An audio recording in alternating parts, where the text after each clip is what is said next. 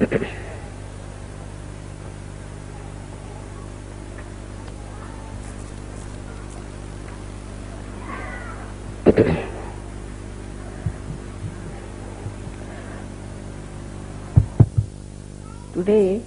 we have gathered here to do the Navaratri Puja.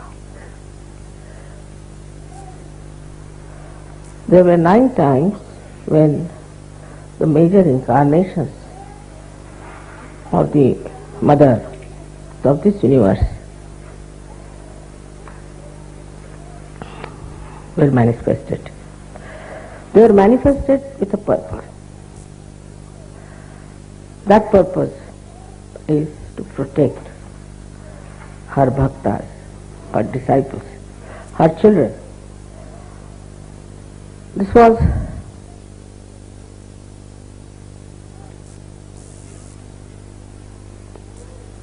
a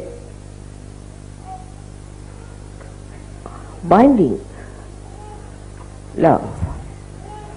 She could not escape it. Mother's love is binding.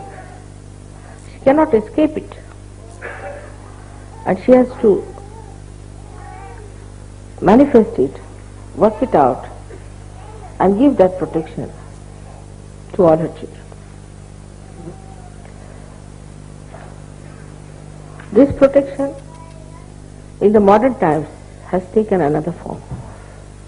In those days, the evil was trying to harm, to destroy the people who were righteous, who were bhaktas, who were doing good things, who wanted to lead a very religious life. So to save them, she incarnated. To protect them, she incarnated. But they knew what was good. They knew what was wrong. And they wanted to preserve their good life, their precious life. They didn't care for money, they didn't care for power, but just they wanted their life. Means they wanted to be alive, to worship the goddess. And when they were troubled or harmed or destroyed by these evil forces, she had to manifest. But in modern times, it's become very complicated, as the modern times are complicated. First of all, in the mind, in the lifestyle, in the society of good human beings, righteous human beings, fear of the wrong has entered. Like they are afraid, say, of their priests, of their churches, of their temples, of their mosques, which are all false. They are not afraid of God. They don't believe in God. They think they have created God and they can manage God. So who is God? The way they behave, you can see clearly that they do not recognize the existence of God. God Almighty, who is a wrathful God. They are not at all worried as to what will happen to them. They don't even believe in the second life. They don't believe in the resurrection. They are very short-sighted, evil people doing all kinds of evil things. So, somehow or other, as soon as you are born into some sort of a brand. You are this, you are that, you are that, you are that. As soon as you are born. So the first brand comes onto this modern man is of a religion to which he belongs. We can't avoid it. He has to be jolly well belonging to some religion. You go anywhere, even in the passport, nowadays they have stopped it. Otherwise they used to ask, what is your religion? And in India, if you said you had no religion, they would not give you a passport. Because you are not yet qualified evil person. Or you are not following qualified evil people. So that very simple, gullible, good people, very righteous, believers of God, developed this kind of a fear which was put into their heads by these false people. That if you don't do like this, if you don't pay money to us, then God will be wrathful. If you do not come to the confession, then God will be angry. If you do not tolerate our nonsense, God will be angry. All these things started going into the brains of the people very easily. In some religion, they believe there is no sin in drink. In some religion, they believe there is no sin in marrying many women. In some religion, they believe that you can have caste system. All is anti-God, absolutely anti-God activity perpetuated into the society by these priests who are supposed to be in charge of the religion. So the first horrible conditioning we have when we start Sahaja Yoga is this. So to start something afresh, they find it very difficult. So the first protection mother had to render is from this condition. The second one is that of the country. Either you belong to this country, to that country, or to that country. And these days every country is competing with each other in all kinds of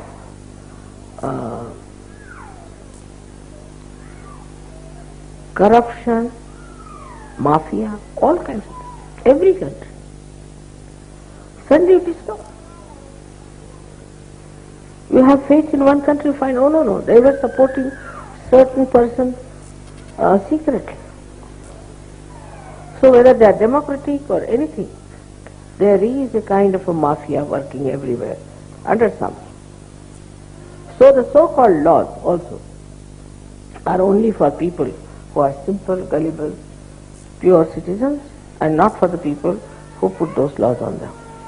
They take bribes, they take all kinds of things, but still they are supposed to be in charge of law, doing all kinds of illegal things. Because they have made the law, so they know how to be illegal. So this is the second type of fear that is in the minds of the modern time. Then the third thing was the war. Wars after wars came in. So many people developed a kind of a fear about war. And as a reaction, they developed a kind of a stupid ego. Just they said to protect themselves. In protection themselves, they have built up a big ego and they are now becoming very, we should say, aggressive people. So this kind of a wider range, I should say, of fear, it can be directed into any direction, it can be directed towards anyone. Then comes is the fear of race. Racial. Now I am told that neo-Nazism is taking its own course and it's coming up like a little snake. This is another area which is very dangerous now working on. Now in the minds of seekers, and they are seeking, they have been to many gurus, they have read all kinds of books, but they are seeking. They are seeking to drink any kind of water, develop all kinds of diseases. What can you do? You are seeking after all, you are thirsty. It has to be excused. And that's how they develop lots of problems, not only in their body, but also in their brain. And now it's a very delicate thing. If you tell somebody that you have been to such and such guru, he doesn't want to hear. Because for him, now the guru has become the last one. You cannot say anything against his guru. Now, when he starts suffering, then he may accept. But to take it out that guru is also very delicate. Because if you want to take out that guru, then he might be hurt. So it's a very delicate operation. Then the modern society, the less said the better. The norms of modern society are given to us by people who were characterless, like Freud, who had no sense of morality, or by drunkards, though they don't have any statues of drunkards. But most of them, if you see the abandonment of our value system, comes through drinking. And the drinking was there, but not to this extent. I mean, everybody was not a drunkard. These days, everybody can be a drunkard. And there's no shame about it. With that drinking, our value system started dropping down, and people have accepted now the normal thing is abandonment. This is another way. Formerly, the parents used to support a person if he would take to God, if he would take to righteous life, or to something higher. And if they saw these qualities in their child, they used to be happy. But these days, the other way around, the parents don't like it. As if the parents have lost everything in themselves, so they want to hold on to their children, grandchildren, and possess them. And brainless creatures, because their brain has been already washed off. There's nothing in their brains. To fight the parents also is a big problem. So this kind of a fear is also there, that my mother should not know, my father should not know this. You can say from all sides. The fear is burning like flames. And we are now here in Kali Yuga. We have started Sahaja.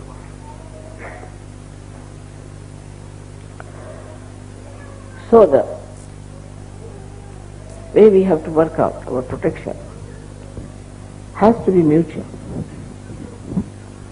Mother, of course, is there to protect you all the time.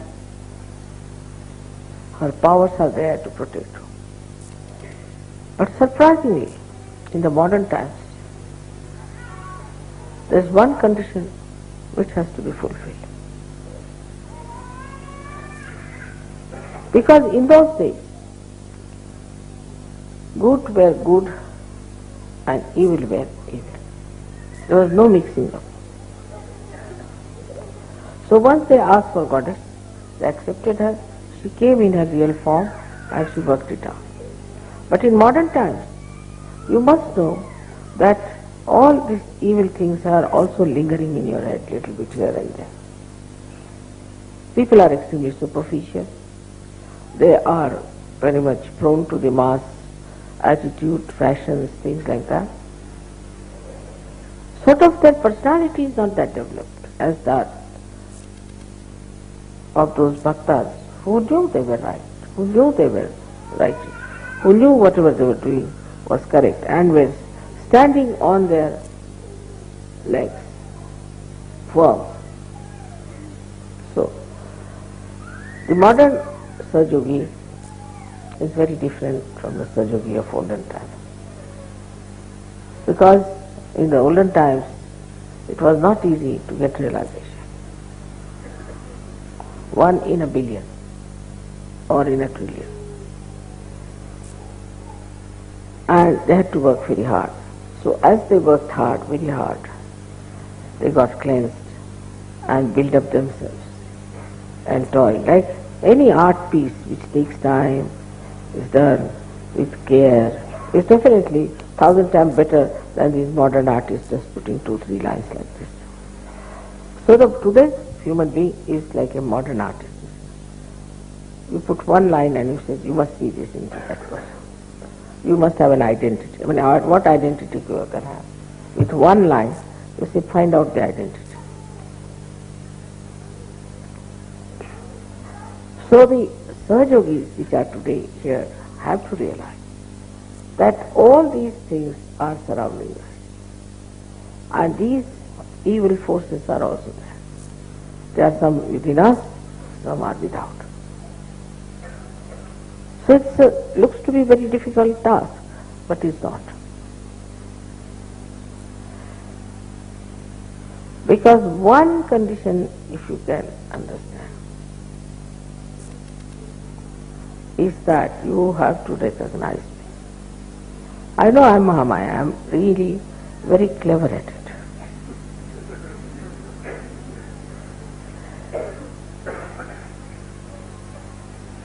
But I am truthful. I do not have crocodile tears. I cannot have. I am truthful. But still, I am Mahamaya. So to recognize me, what should we do? If we recognize, then you are protected. And the cleansing is the simplest thing in Sahaja Yoga, is to be collective. If you are not collective, then know that something is wrong with you. If you are collective, then as if you are taking your bath in the river Ganges. You don't have to go to Himalayas, you don't have to do individual sadhana much, you don't have to, just be collective. If you are collective, if you are enjoying the collective, then you should know that you are clean. No blemishes there. You are absolutely all right. Now the second part of this Mahamaya business. I had to be very close to you. I had to be extremely close. Talk to you, to have a report, to tell you everything about yoga, to make you absolutely aware of yourself. This had to be done, and with all these complications within your mind, within your heart, within your body, I had to work it out. To come close in the real form would have been very dangerous. So one had to be a Mahamaya. But despite that, if you could recognize me, to understand me, that I am Divine Personality, it's an incarnation. That's all the deities want. Then they'll look after you in every way. They'll give you all the powers, they'll give you all the satisfaction, all the protection that you want. This is the condition which for a rational mind is very difficult to understand. That how can Adi-Shakti be in one body? How can the infinite can become finite? But human beings cannot do that. Only human beings. God can do it. He is God after all. And if so, you have so many miracles, you have so many photographs, so many things to see, but this is what one has to recognize. Now, I see people, when I talk to them, they start talking to me a little frivolously. Not with that depth, not with that feeling that I am Mahamaya. Then some of them even answer me. Some of them, if I tell them something, they are ready to give an answer, explanation. Of course, this freedom I have given you deliberately. But must understand that you have to talk to me in a way that is, you would talk to Adi-Shakti. Very important.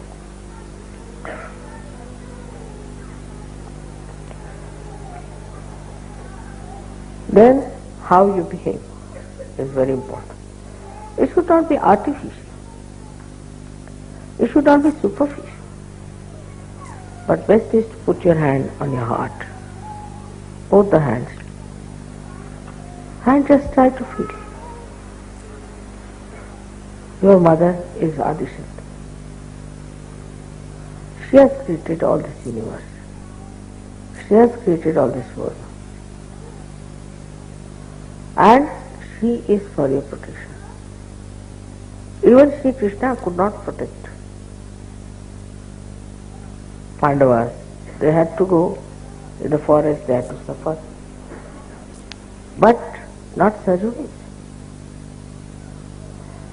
As soon as I come to know about your problems, my attention can work.